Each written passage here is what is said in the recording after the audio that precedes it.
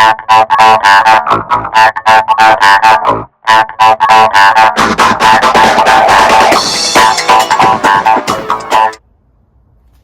guys, so today I'm going to be showing you this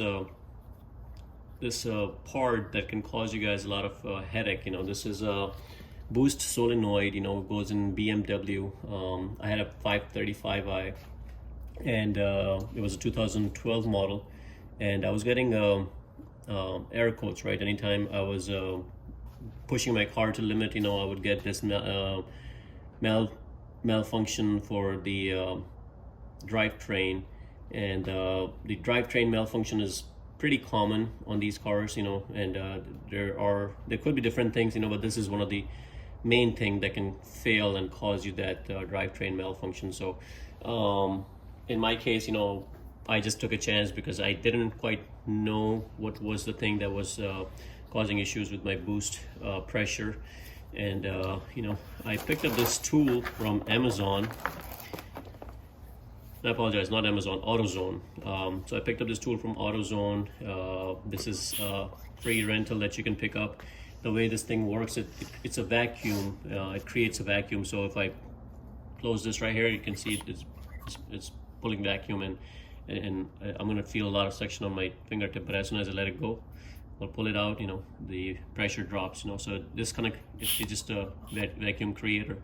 And what you can do is you can take a tube, that will go on there. So this kind of came with this tube, which I can put right here, and I'll do the same thing. It's creating that thing, and now I can put this on the other end. But see, in my case, it was too loose, so I couldn't really use this one.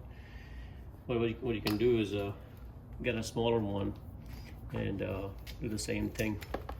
Let's see if I can put this on here.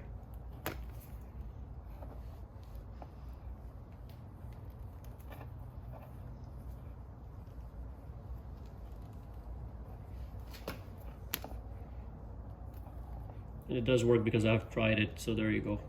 Now you just have to make sure the other end, pick up the other end, and just make sure you're able to, there you go. Now I'm able to pull the vacuum. So to test this device, what you need is a 12-volt battery. And I have done the test, so I don't have a 12-volt battery right now, but I'm just going to show you what the concept is. So you want to put this over here, and if you close this, you can see the pressure is not it's not building up.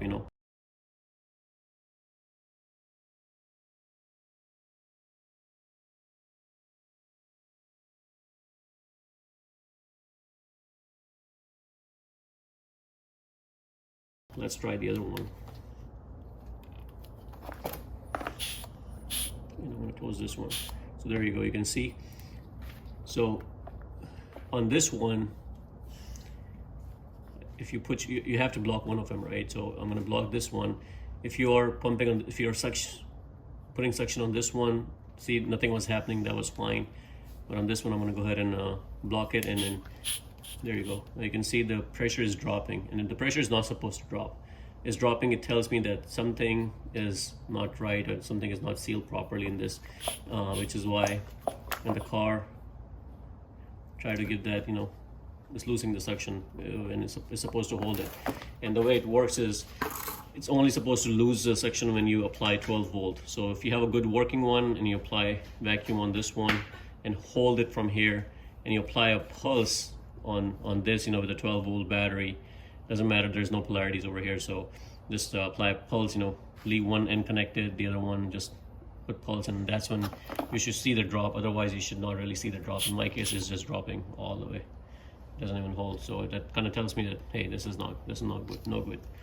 So I just wanted to give you guys a quick rundown as to how you can troubleshoot